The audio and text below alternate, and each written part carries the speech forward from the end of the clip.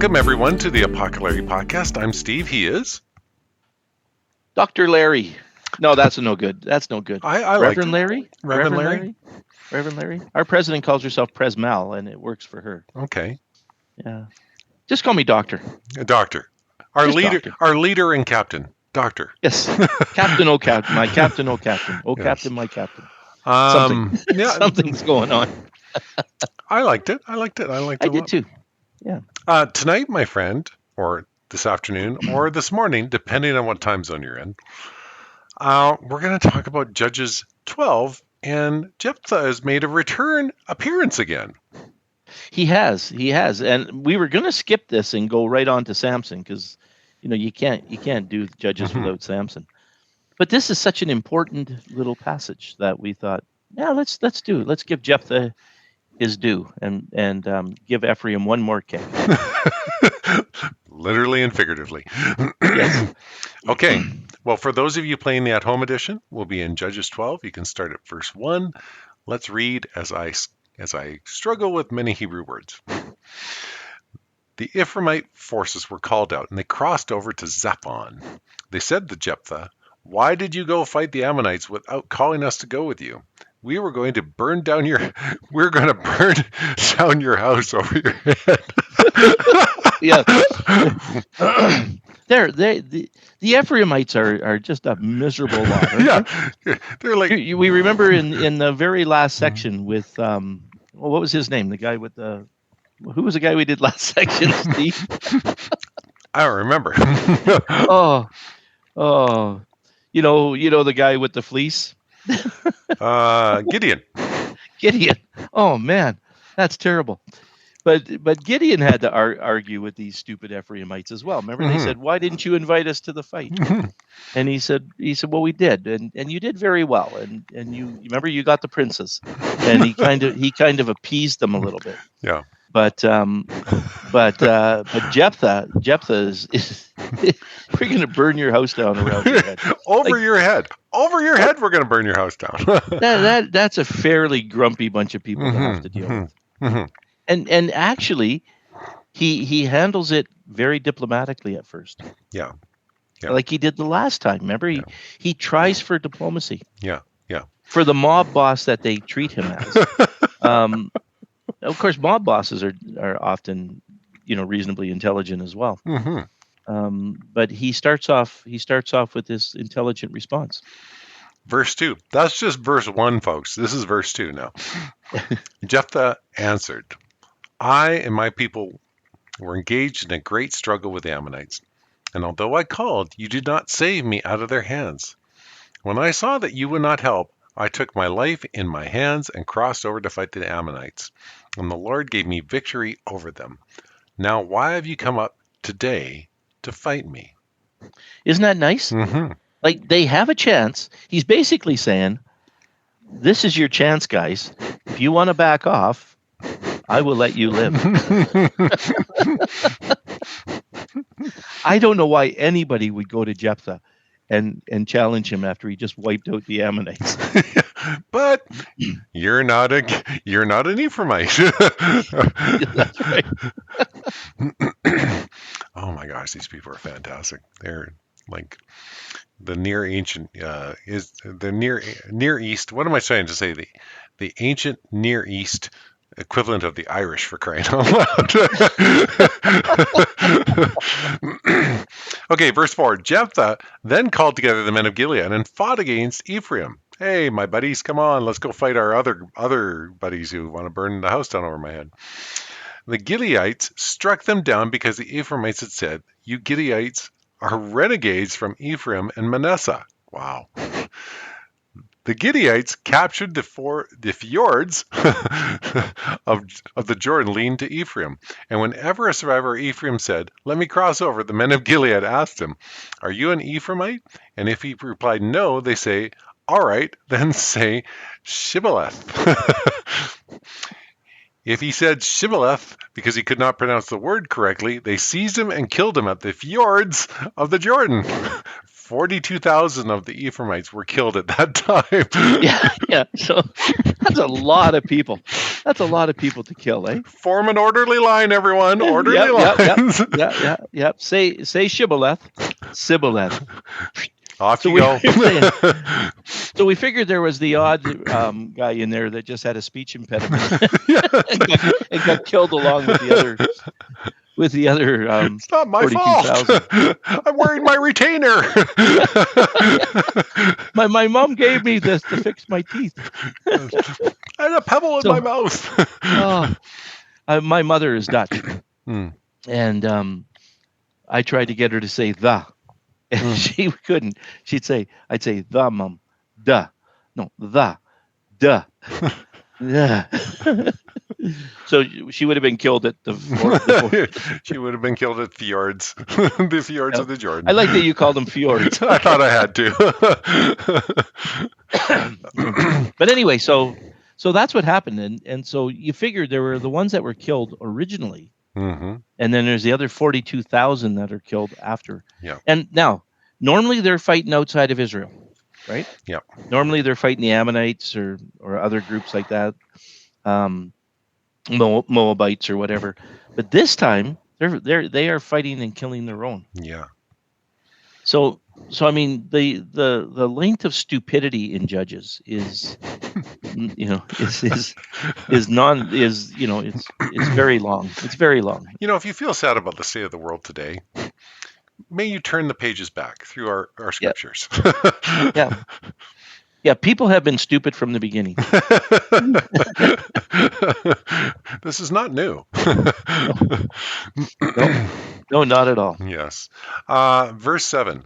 Jephthah had led Israel 6 years. Then Jephthah the Gileadite died and was buried in a town in Gilead. Yeah, I get the impression that he wasn't incredibly old. No. By the time he died, but I guess we could have figured that out if we took the time. Yeah. But he did his leadership piece, and he delivered Israel, and then killed Israel. And almost died honorably. Yes. Yeah, and I think other than the thing with his daughter, which was so confusing, he did a fairly good job. Yeah. Yeah.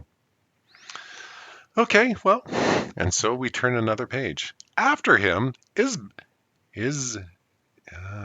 Ibzan. Just could not figure it out in my head. Ibzan of Bethlehem. Isn't there a library form? Ibid. No. Yeah, Ibid, same as before, right? Yeah, same as before. Yeah. Ibzan of Bethlehem led Israel. He had 30 sons and 30 daughters. He gave his daughters away in marriage to those outside his clan. For his sons, he brought in 30 young women as wives from outside his clan. Ibzan led Israel 7 years. Then Ibzan died and was buried in Bethlehem. Yeah, why even put him in there? That's fairly impressive to have an equal number of sons and daughters, I guess. Yeah. And I liked how he did the balance thing, like, hey, 30 from outside, 30 from inside, and when they said outside the clan, I don't know if they meant I think they meant just other groups of Israelites, but I don't know that for sure. Were they having problems with inbred people that had six fingers or what was the six-fingered man? I think we need to bring in some new genetic material here. Is that what we were trying to solve?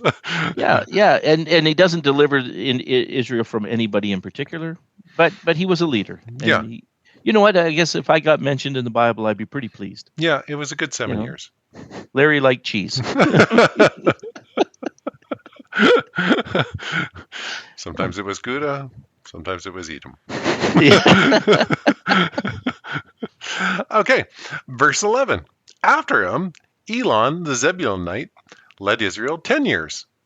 Then Elon died and was buried in Ajalon. I'm going to Aljalon, something like that. Aljalon sounds like something out of Star Wars. Yeah, it does. Yes, it does. Yeah. The third planet from the star is Absalom.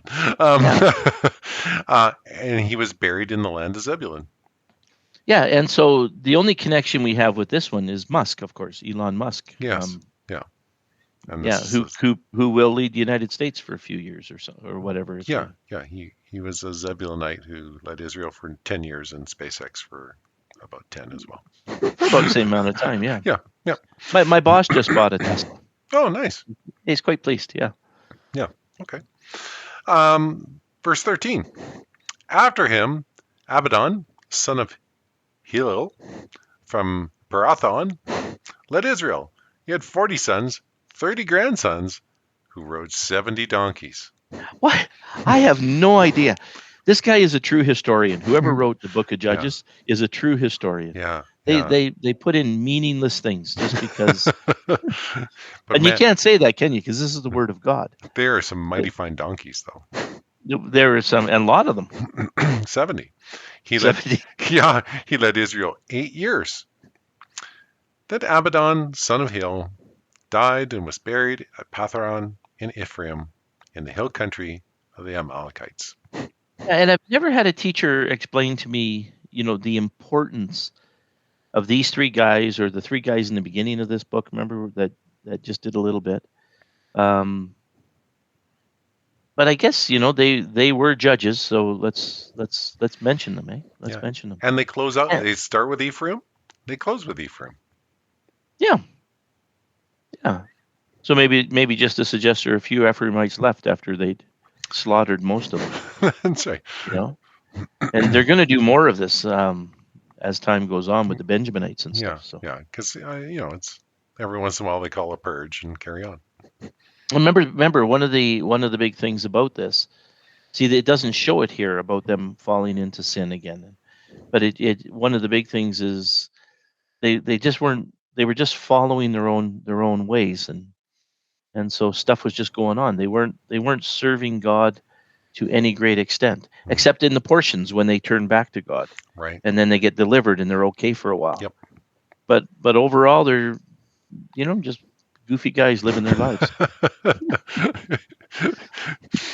Yeah. There's just no other way to describe this point of history of. Yeah. Just stuff was going on, Yeah. Oh. And these are God's people, and He's desperately trying to move them to the point where we'll finally get to Samuel. Yeah. And then of course David and Saul and David. Yeah. So crazy days. And actually, we always felt that Israel, because we would have called them a theocracy at this point. God is in charge. But I guess in reality, they weren't a theocracy. They were just, a bunch of guys doing stuff. But God was the only leader. Yeah. I mean, they had these different judges, but they didn't have a king. Yeah. So they weren't a monarchy. They were a theocracy. Yeah. Is that the word? Theocracy? I think it is. I believe so.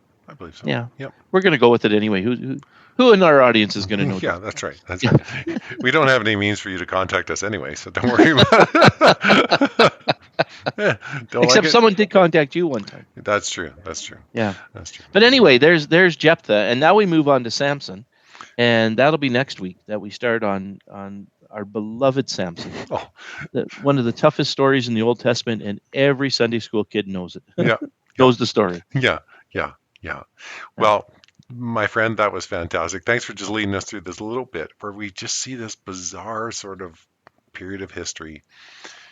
And maybe it's timely, after we've seen some world events lately, depending on when you're listening to this, you might think, it's so bad right now. And you're like, no, we've always been stupid. We've always been stupid. So awesome. Well, Revelation says, wars and rumors of wars. Right. People think that's a big thing that's happening, but most of us say, no, that's pretty much everyday life for human beings. Yeah, true. Folks, as always, Larry and I are so appreciative that you join us on this weekly journey. Thank you for listening. We so appreciate it. Until next time, though, I was Steve, he was Larry, and this was the Apoco-Larry Podcast.